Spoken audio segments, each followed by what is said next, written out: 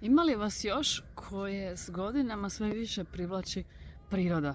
Znači, ja sam oduvijek bila zaljubljenica u prirodu i oduvijek sam volila aktivan život i što više vremena u prirodi, ne znam, hiking i tak dalje, ali što sam starija, to postaje izraženije, u stilu ne želim ni živjeti u gradu. Želim biti što više vremena u prirodi, gdje nema nikog, gdje nema ljudi, gdje je jednostavno mir, tišina, Ima li vas još koji biste htjeli mirniji život i taj beton, ne znam, ne znam. Strašno mi je to u zadnje vrijeme.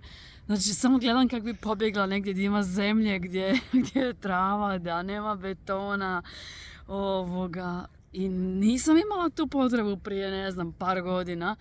U zadnje vrijeme, strašno. Ima li vas još?